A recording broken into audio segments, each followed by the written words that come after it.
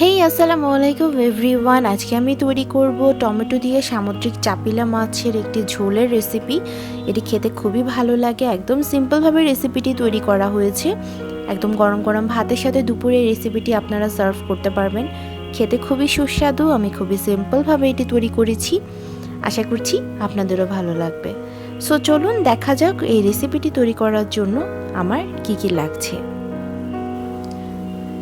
So বন্ধুরা, রেসিপিটি তৈরি করার জন্য আমি এখানে মাছগুলো ধুয়ে নুন হলুদ দিয়ে মাখিয়ে নিয়েছি, দুটি পেঁয়াজ কুচি নিয়েছি, টমেটো মাঝখান দিয়ে ফালি করে কেটে নিয়েছি, ধনিয়া পাতা কুচি কুচি করে নিয়েছি, আর 2-4টি কাঁচামরিচ মাঝখান দিয়ে ফালি করে নিয়েছি। এতে ঝোলের ফ্লেভারটা ভালো আসে কাঁচামরিচ দিলে। সো কড়াইটি গরম করে আমি এর মধ্যে সরিষার তেল দিয়ে দিলাম। বন্ধুরা, আমি এই রেসিপিটি সরিষার তেল দিয়ে রান্না করব।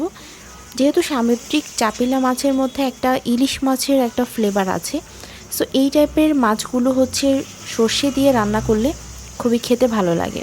তো চেষ্টা করবেন অবশ্যই সরিষা তেল দিয়ে এটি রান্না করার জন্য।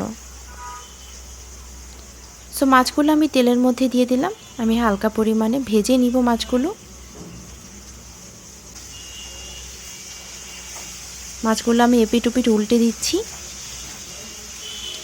ভেজে নিলে কাঁটাটা কম লাগে আর ঝোলের মধ্যে একটা কাঁচা গন্ধ আসে না, খেতেও ভালো লাগে আর ওভারঅল ঝোলের ফ্লেভারটা ভালো আসে।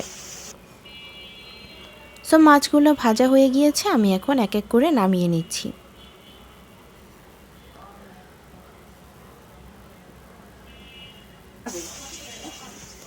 আমি এখন এই কড়াইয়ের মধ্যে কুচি করে রাখা পেঁয়াজগুলো দিয়ে দিলাম।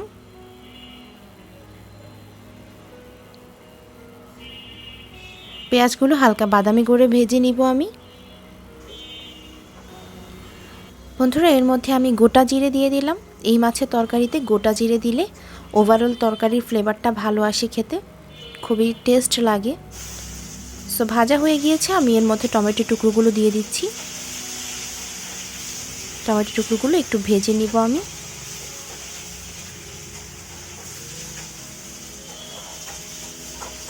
খুব সুন্দর একটি ফ্লেভার বের হয়েছে। আমি 1 চা চামচ হলুদ গুঁড়ো দিয়ে দিলাম।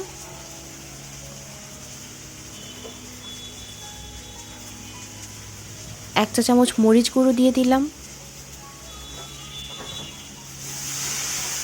আমি এর মধ্যে সামান্য পরিমাণে পানি দিয়ে দিলাম, যাতে মশলাটি পুড়ে না যায় আর ভালোভাবে কষিয়ে নেওয়া যায়।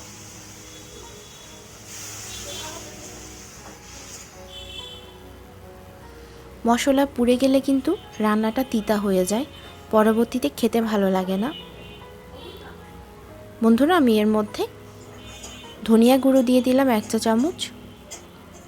এখন সব উপকরণগুলো ভালোভাবে নেড়ে চেড়ে আমি এর মধ্যে লবণ দিয়ে দিলাম।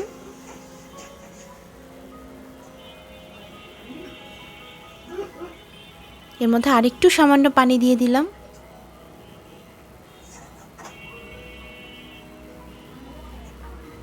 এখন এক এক করে আমি ভেজে রাখা মাছগুলো দিয়ে দিচ্ছি।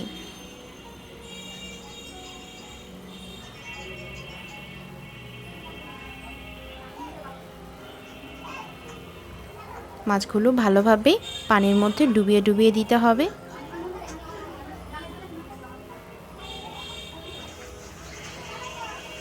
সো এখন আমি হাই হিটে কিছুক্ষণ ভালোভাবে জাল করে নিব।